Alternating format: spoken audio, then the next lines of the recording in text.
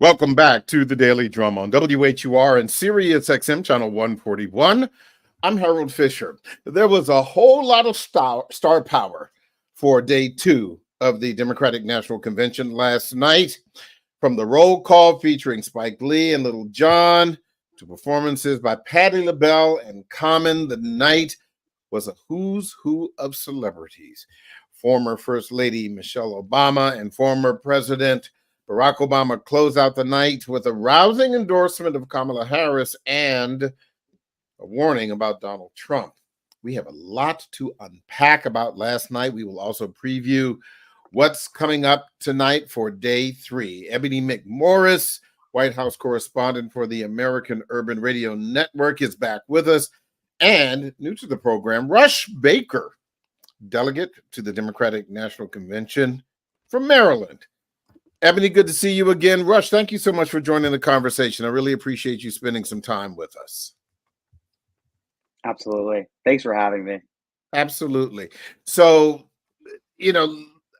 let us first start with former President Barack Obama.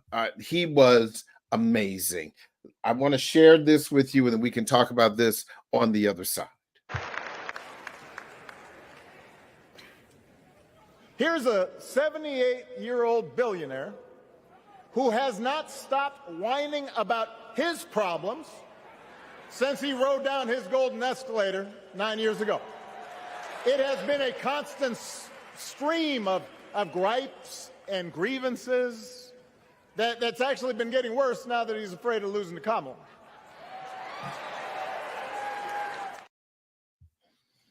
Ebony, you first.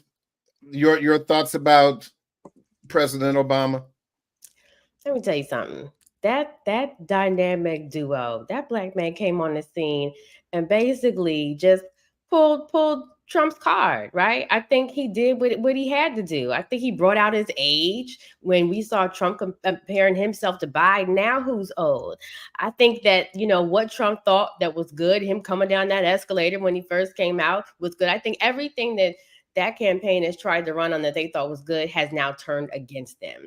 And I think the Obamas, it was like sitting around with your uncles and your aunties and just going at it last night. That's how I felt when I heard that.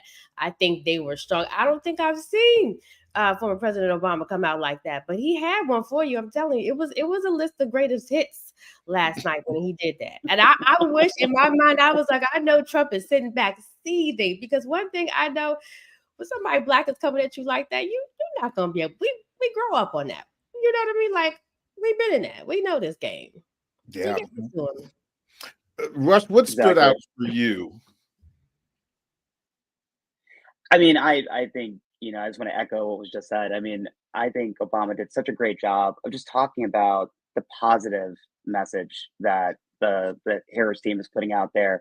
I think the energy and the DNC and at the convention on the floor was palpable. You can feel the momentum. You can feel the excitement. And I think the Obamas both just underscored that versus the vile and vitriol that the Trump team is putting out there. And I think they're rudderless. I think they're directionless. And they're lashing out at the momentum that they're seeing on the Democratic side. And I think Obama just showed how petty Trump and his team are. In contrast with the policy proposals that the Harris-Walz team are putting out there, they don't have anything to talk about but try to bring us down low. And, as Michelle says, when they go low, we go high. And you really felt that in the room last night. Yeah. I was going to say one thing I will say about this one. The only comment I think that Michelle Obama has ever made, that sometimes black folk be like, I don't know about that. When they go low, we go high. But I think yesterday was a good clapback at them playing the dozens. And I felt like she's not going to go low. That's not her style. She's classy. Like, she sets the standard for class. But last night, I feel like she took it in a different direction. I think in her mind, she's like, I know y'all keep getting me for that, so let me throw a few jabs real quick. And it's still going to be classy at the end of the day. That's how I felt. Well, let's listen to something that she said last night. We can talk about it afterward. Now, unfortunately, we know what comes next. We know folks are going to do everything they can to distort her truth. My husband and I sadly know a little something about this. For years, Donald Trump did everything in his power to try to make people fear us. See, his limited, narrow view of the world made him feel threatened by the existence of two hardworking, highly educated, successful people who happen to be black.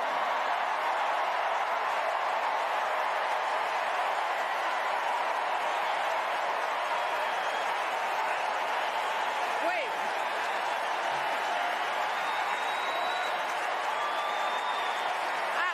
I want to know. I want to know. Who's going to tell him that the job he's currently seeking might just be one of those black jobs?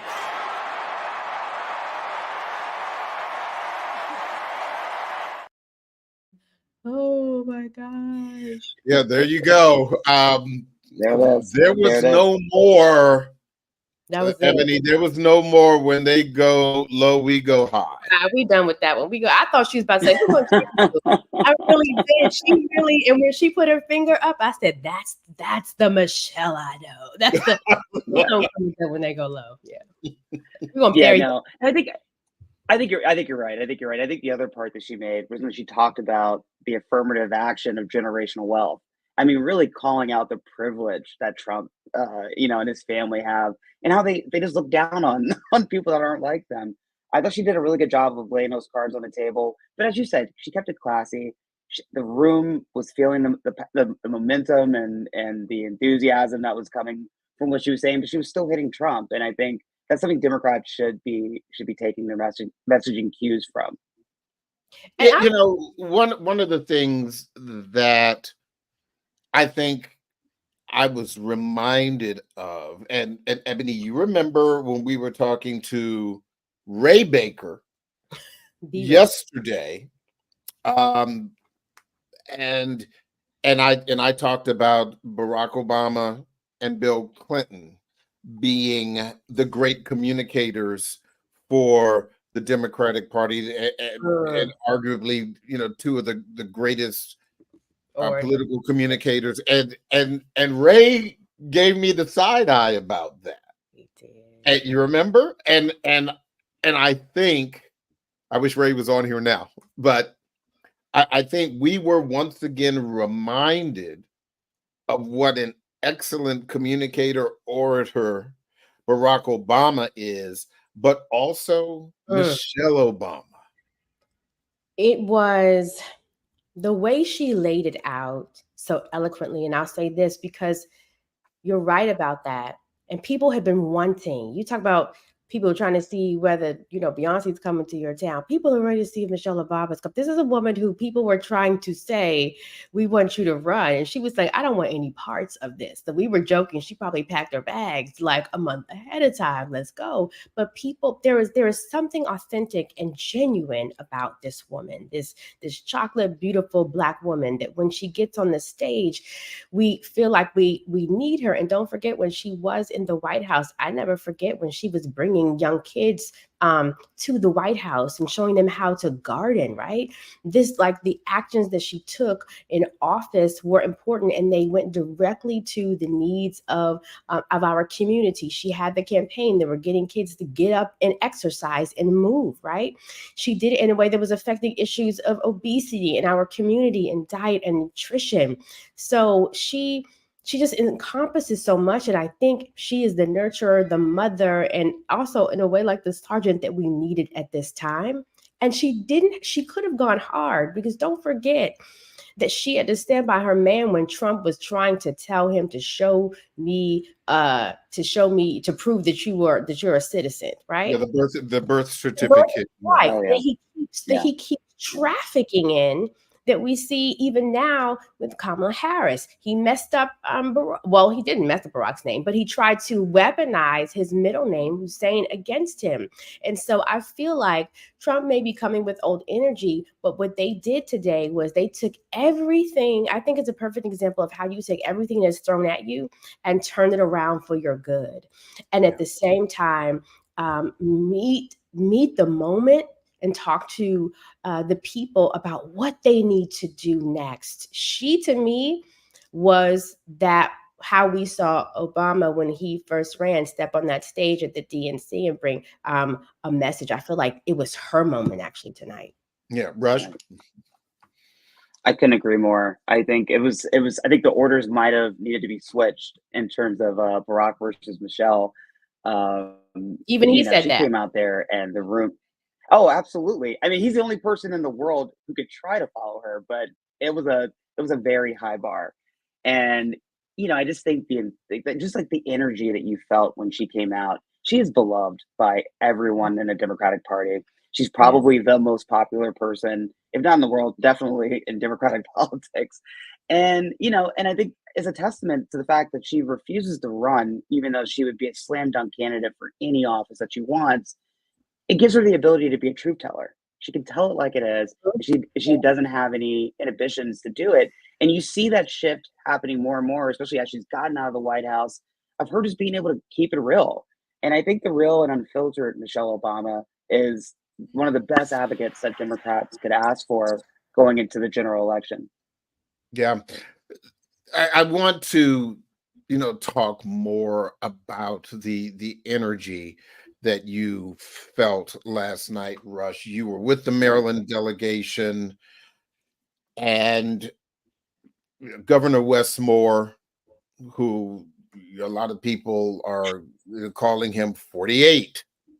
But, last night it was all Maryland Governor Westmore, and you were there. Paint a picture for me of what that was like during the roll call for Maryland. Yeah, no, it was amazing. They, beforehand, we all, kind of clustered together. We all have our Maryland swag on. We had our Maryland flags. And then the governor comes out from backstage and comes up to the delegation. And everyone was just ecstatic to see him. Him and his wife, Dawn, just have this youthful energy to them.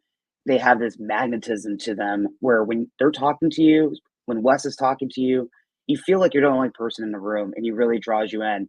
And he has that ability, but then he also has the ability as a leader to get the crowd going in the same direction. And so he came out, he pumped us up before it was time for us to do the official roll call. And I think, he holds the mic like an MC, and he got everybody jumping.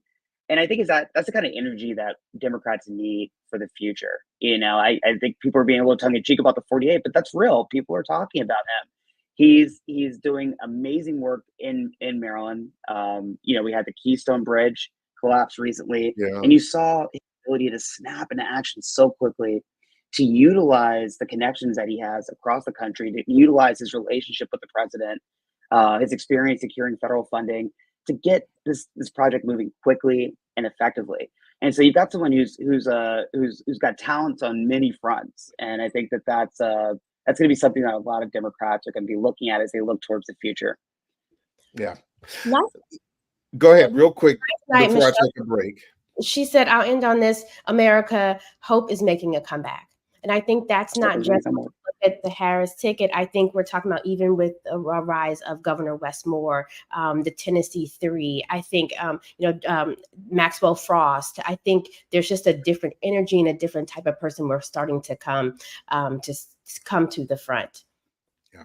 We're going to take a break, but don't forget, you can hear this and every edition of the Daily Drum Insight segment via podcast on our website, WHUR.com. The original Quiet Storm is next on WHUR.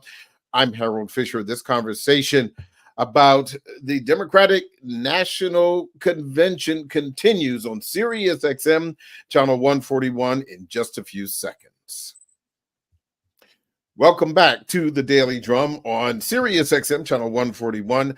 I'm Harold Fisher. We continue our conversation about the Democratic National Convention week. We're looking back at day 2 and previewing day 3. Now, unfortunately, we know what comes next. We know folks are going to do everything they can to distort her truth. My husband and I sadly know a little something about this. For years, Donald Trump did everything in his power to try to make people fear us. See, his limited, narrow view of the world made him feel threatened by the existence of two hardworking, highly educated, successful people who happen to be black. My guest tonight, again, Ebony McMorris, White House correspondent for the American Urban Radio Network, and Rush Baker, delegate to the Democratic National Convention for Maryland. I want to talk a little bit more about the Obamas, because as I said in the very beginning, we repeated that snippet from Michelle Obama, and I did want to also share a little bit more from both of them. But Rush, do you think that the Obamas reminded not only the Democrats but America of the White House without, as President Obama said, without the chaos, without the confusion and everything else? Americans have short memories sometimes. Yeah, it's true. It's true, and I think you saw that in the way that people have already tried to forget about all the hardships of COVID, and what that meant during the Trump administration. Look, the Obama administration was one of the best administrations in U.S. history. I miss a time where the biggest controversy of the news cycle was which color suit President Obama was going to wear on Easter Sunday. I mean, it was a drastically different administration from the chaos and the division that was sowed by former President Trump. And I think Americans are looking back and they're missing those times. They're missing some times where you just knew that you could have confidence in your leaders. The world leaders around the world knew that the president had their back in a way that you don't have with President Trump. And so I think here at home and abroad, I think people are really wishing for those better days. And I think the Kamala Harris presidency will bring that back. It'll bring back some normalcy that you saw in President Biden, but with a sense of enthusiasm and a little bit of vigor, And I think that's something that the Obamas brought, and that I think Kamala Harris brings to the ticket. Let me also say, telling my age, that, and I'm sure, Rush, you were definitely too young for this. Ebony, you also probably, Ronald Reagan wore beige suits. Yeah. And nobody said anything. So, and let us, we could have a debate about who wore it better.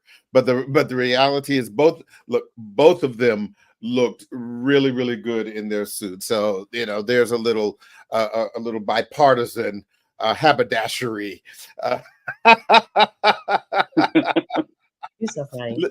Listen, Ebony, a little more from Michelle Obama, and I want your thoughts about this. Now, unfortunately, we know what comes next. Opportunity open to others. She understands that most of us will never be afforded the grace of failing forward. We will never benefit from the affirmative action of generational wealth.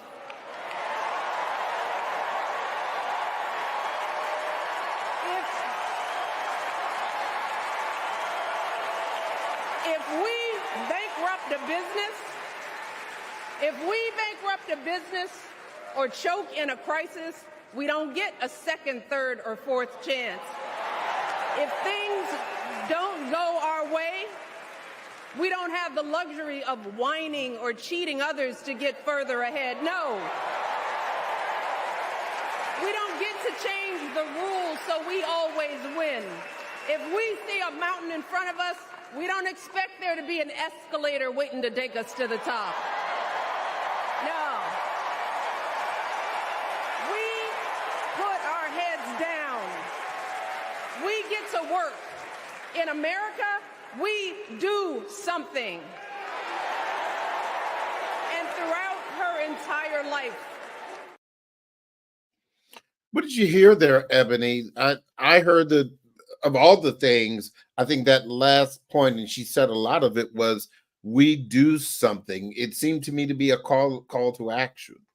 It was a call to action. And I'll even go back when she talked about we don't always have the grace of failing forward. She went down to me, that was also a kitchen table conversation. The list of what happens when we try to start businesses. At the same time as she was talking, I was thinking about what's happening in the courts with affirmative action being struck down.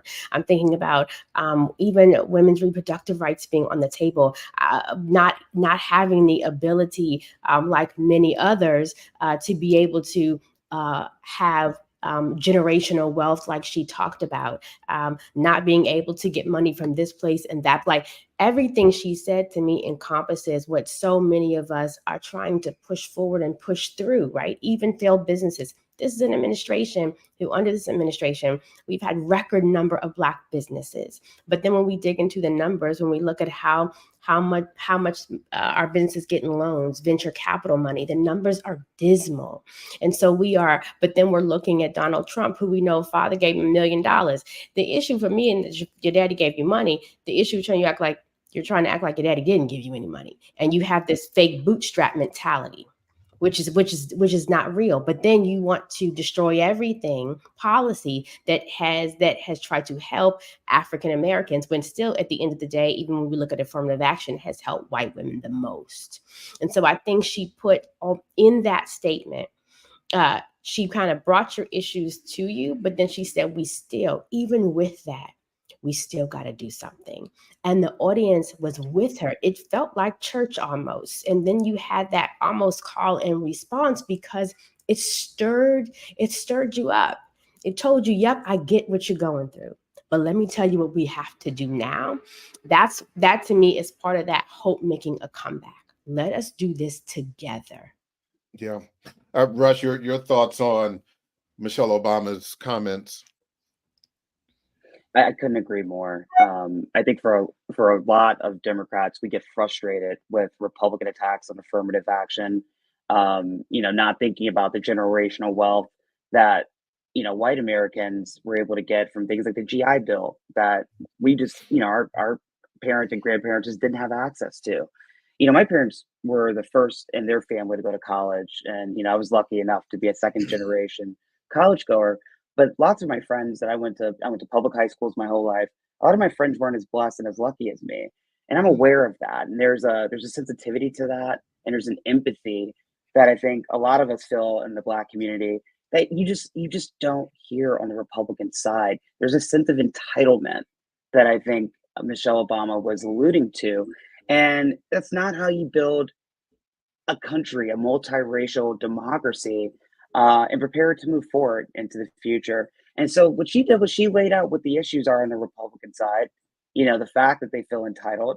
They have a leader, a cult leader, essentially, who is basically spoon feeding them, talking points that are going to take us back 50 years, and no plan or vision for the future.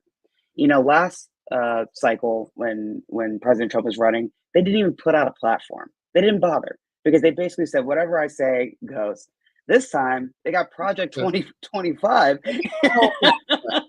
which is like the most dystopian piece of literature I've ever had the displeasure of flipping through. And so it's really scary stuff on the other side. And I think it comes from that sense of entitlement, where I think in the Black community, we know we have to uplift other people in our family, other people in our communities. And I think that you see that permeate through our politics. And I think that is a much better way to build the country that we want, is to go in that direction. And I think Michelle Obama hit those notes very gracefully without going low. She still went high. She just told the truth. I don't think telling the truth is going low. She told the truth. She went high. Had a little clap back. I think we were looking for the clap back. 100%. Clap back. She's still going to keep it high, but she offered a little clap back. But you're right. You're right. Yeah, exactly. She was laying out the facts. Well, speaking of going high, Rush, Angela Alsobrooks, Prince George's County executive and Democratic nominee for U.S. Senate in Maryland, came out gangbusters, and arguably made to date the most important political speech of her career. what was the reaction from the delegation when she was speaking? Ecstatic. I know Angela very well. She's a close personal friend, and just to see, and she's been a mentor of mine. Just from my day starting out in politics to even today, she's somebody I can reach out to and call and talk to. She's an accessible person, and she's a single mom, a prosecutor who just worked her way up. And you compare that with what's happening on the other side. It's just it's insane. But she's an amazing generational talent, I think. And I think another person that people are looking at in the same vein as a Laura, that's going to be the future of the party. I think we're so blessed to live in Maryland where we just have such an abundance of very talented people. But Angela's in a class into herself, and she's got a very competitive race with Larry Hogan, who was a very popular governor in Maryland, a Republican. But I think at this time where the stakes are so high on a national level, when one or two votes in the Senate can mean the difference between healthcare access or finishing out what Biden was doing with Build Back Better and infrastructure spending. I just don't think we can risk it. And so I think Angela's speech last night talked about her upbringing and her background, her values, which are Maryland values, and why she deserves to go to the Senate and why she's going to be an amazing senator. And I think that everyone in the Maryland delegation knows how talented she is because we all know her. We all know her personally. But I think now the country knows what a talent we have in the state of Maryland, and what an amazing job she's going to do when she gets to the U.S. Senate. Ebony, during this really brief campaign and during the convention so far, we have heard we're not going back. We've heard Kamala Harris for the people, but we've also heard invoking the term freedom, which we've often heard Republicans talk about freedom, but why are the Democrats using it now? And what does that mean for the Democrats this week when they talk about freedom? Well, I think when we use, and I love the fact that is, what they're using. So tonight's theme for the DNC is fighting for our freedoms, where yesterday was creating the vision for America. And I think that we are going to hear and see, and what encompass what it means is what it has taken, not just VP Harris, but even her running mate, Governor Walz, to get where they are. For Black women, I was looking at a lot of different stories. When we talk about freedom, this means freedom to have control over our bodies. There was a report that came out that said Black women were feeling like this literally is one of the most important elections and races that they have had. It was an analysis from a national partnership for women and families, and they did a poll, and it said 57% of their poll found that Black women in the U.S. 15 to 49 are living in states, 26 that have banned or likely have access to abortion. And so for them, that freedom is a matter of life and death. I think this vote that people feel like it is a legacy vote. Because we're going to be dealing with the courts. We're going to be dealing with the judges. We know what that means if Republicans are able to get into office. We know what's going to happen with the court. They laid it out in Project 2025. So what does that mean? That means that your freedoms are going to be locked down when it comes to the decisions that your children will be able to make over their own lives. If they replace these conservative judges with very young judges, we're talking about 40 years of your life that could be bound or locked up. And so when we talk about freedom, we're also talking about economic freedom. We've seen Vice President Harris lay out what her first 100 days will be the issues that she's going to tackle. She talks about economic freedom. She talks about working for families. She talks about going after exorbitant fees and talking about companies who price gouge. Her freedom is talking about getting, I feel like, some of the issues that everyday Americans have felt like have been tightening them and bringing oppression to them every day, that they want to unlock that. But I think juxtapose that to some of the things that we're seeing coming out of Republicans is MAGA movement, which inside the daggone plane that of JD Vance is flying on, Trump is, it says MAGA. Every time I see that, I'm just like, why are you trying to distance yourself to Project 2025? Nothing in that document, nothing in those 920 plus pages spells freedom. In fact, it looks like a Walmart rollback is what it really looks like. A rollback of more freedoms. Of when you look at what they want to do with the Department of Justice. And I'm looking at what is that effect going to be on Black communities? What's going to be the effect of the Chevron of the decision that the Supreme Court handed down? Those are not things that spell freedom. Those are things that spell oppression and bondage for many. But at the end of the day, who is it enriching? Whose pockets are getting fatter? And we know that trickle down approach has never worked. Why is it that large companies were having massive profits at a time when Americans were trying to find the nearest food bank? Yeah. It's not.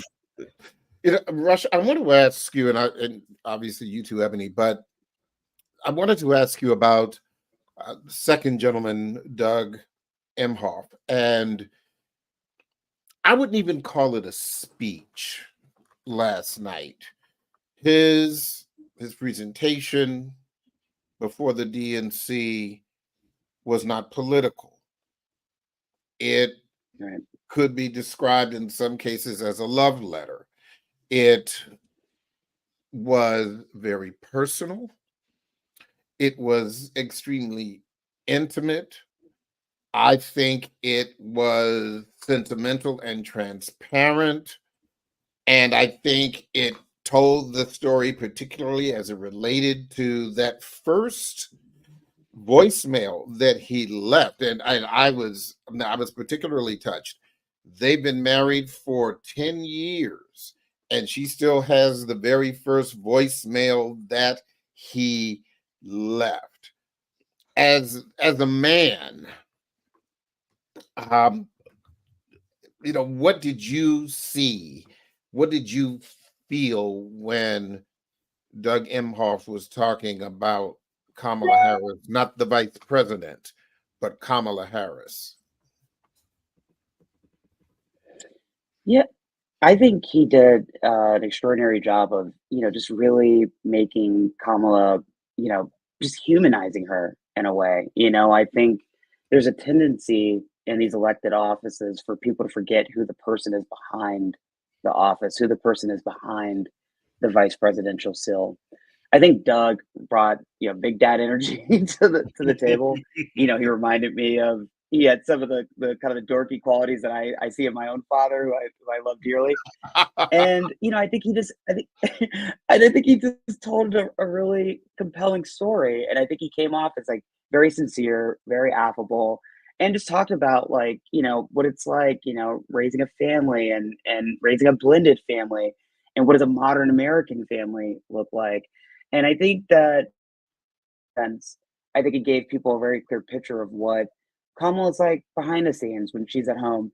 I think going back to what you said about her saving that voicemail, that was such a cute moment where all of us were kind of looking at each other and chuckling and being like, "Oh my goodness!" I can imagine how embarrassing that must be for Doug. But he just, you can't deny that the guy just seems like just a genuinely good person, someone who's loving, who's caring, has amazing kids who Kamala's helped raise. They call her Mamala. And I just think that he just did such a great job of just kind of humanizing Kamala and kind of taking away the veil of the grandeur of the office and just giving the American people a sense of who she really is. And I think that was a really compelling story to get to hear at the convention last night. I felt like everyone around me was very moved. I was very moved. I was texting with family and friends, like, this guy's got something special. And so it was just great to get to hear Doug talk. It was one of the first times that it was the first time I've ever seen him talk live, and one of the few times that I think I've had a chance to see him talk in general. And I just think he just did such a great job and showed what an asset on the family front and on the campaign moving forward.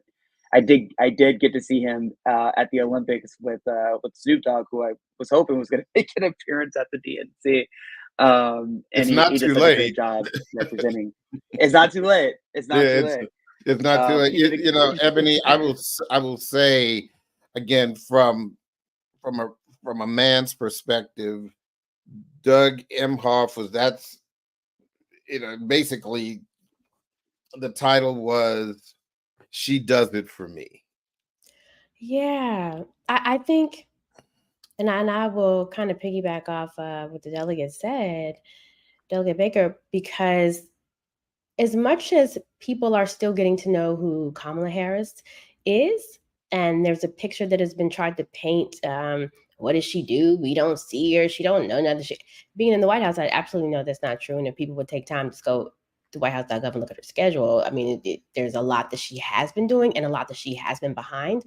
He brought warmth to her that where people might have felt distant, but people didn't know really who he was either.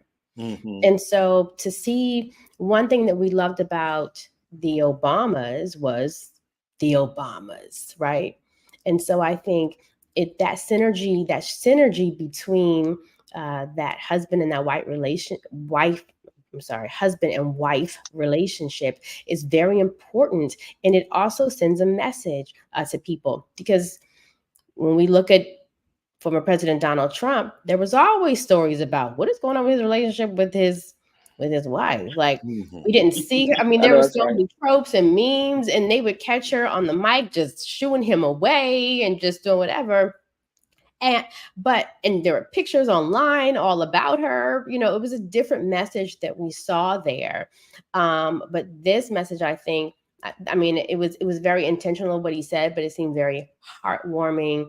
And it just brought you in to see, what are they like? What is their synergy like as a couple? Because people tend to then say, then that's what it's a part of who America is. And they have, to me, they have just gone so hard on vice president. I mean, look, you go hard on people who are running, but there's been so many personal attacks, racist personal attacks about her, and they're going to try to paint her as an angry Black woman and everything like that. But I thought that his speech was beautiful, and I'm in the White House, I saw a different side of the first gentleman than I've seen before.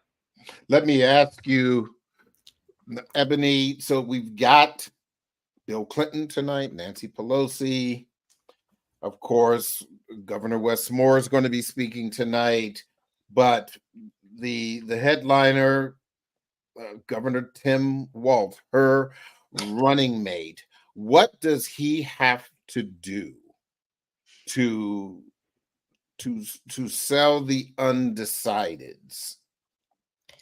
Honestly, I feel that Governor Walz has been doing what he needs to do. He is so consistent in his message, and he has shown that he will back Vice President Harris. But I think one thing that I think that he's going to go even harder in, besides talking about the relationship, the synergy that they have developed while they have been on this, because let's not forget, this has been a very small window. When President Biden said he wasn't going to run, till now she accepts the nomination. And then we've only got 76, 75 or some days left to then pick a running mate that you didn't know all that well, and then create this type of synergy that you're saying we can come together and run America. I hope that he touches on that. In addition, talk about the issues that are also mattering. I think we're going to see Coach on the stage. They have painted him as America's coach. I think that is a spirit that he's going to come in tonight. One thing that people love about him is that he's plain. He's like the everyday neighbor that's across the street that you can go get a beer with and sit down. He's going to tell you like it is. I know we're going to hear the word weird again. People tend to love that, but he's going to talk in very plain language to people. And not over their heads. I think we're also going to see him touch a little bit on policies that, again, go back to everyday working families. That he really, every time he's on the stage, he's been painting a picture. He's been showing you this is who's been serving you. Y'all want this back? And he talks very plainly like that. And I think if he goes harder, on that. I think he'll just reel in people even more. I don't think we've had this much attention besides other than VP Harris, President Biden picking VP Harris, but now all of a sudden this great importance on the vice president pick. Yeah. So it'll be interesting. But he comes through the door with incredible energy. Like he's 2 steps from doing a cartwheel down the aisle. That's the kind of energy he brings. Like he's like on the back, like that's how he is. 100%. Yeah, So he's gonna Rush. What are we gonna hear tonight from Governor Walz? And if you have any insight, what might we hear from Governor Moore? I wish I had the inside scoop. They're keeping everything so tight seal here. But I think Ebony hit all the points. It's hard to follow that analysis because you hit so many of the points. But I think you're right. I think you might hear weird again. I know they're transitioning from that, but I think he speaks plainly. He comes from the Midwest. It's clear that Walz and Harris both just have a rapport with each other.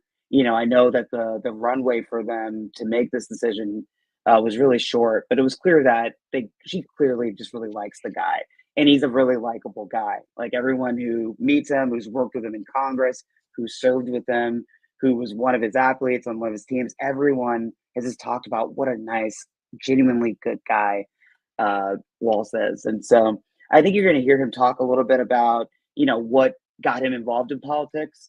I know that he talked in the past about trying to go to a George W. Bush rally with his students and being turned away because someone had a John Kerry button, and him being fed up with that kind of divisiveness and getting involved in politics. And I think he's going to talk about that. I think he's going to bring a little bit of positivity, to the room. I know that I keep talking about how fired up we are and the enthusiasm, but I think it's the positivity that Walz brings to the ticket that is really his strength. And I have to contrast that with JD Vance, who's just weird. And so, I think that there's no other way to describe it. So, I think that's what he's going to talk about tonight. And I think with Wes Moore, again, I mean, you've got such a talent in the Democratic roster. You've got someone who, again, just exudes positivity, exudes energy. He's a good-looking guy, great leader. And I think he's going to talk about what he's done in Maryland, but also where he thinks the country can go. I often say that Maryland is, at the forefront of a lot of, progressive legislation and things that, like right now, we have a ballot initiative to codify abortion rights into law. These are the kind of proposals that we're at the forefront of. And I think that, Governor Moore brings executive experience, and so he's got a steady hand, but he also has a progressive vision. And I think it's that balance that he's going to articulate to the American people tonight. And I'm excited to hear what he has to say, because I know that his speech is top secret right now, but that would be my guess, is kind of talking about that balance. Definitely looking forward to it. I'm going to have to let that be the last comment from the both of you, Ebony McMorris and Rush Baker. But I think it would be appropriate for us to end on this from President Obama. Back in their place. It is one of the oldest tricks in politics. From a guy whose act has, let's face it, gotten pretty stale. We do not need 4 more years of bluster and bumbling and chaos. We have seen that movie before, and we all know that the sequel is usually worse.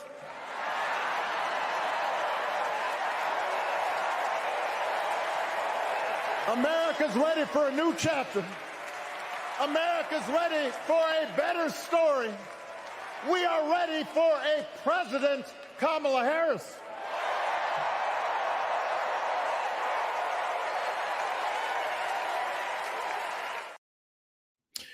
That is the Daily Drum for this Wednesday, August 21st. I'm Harold Fisher. Good night.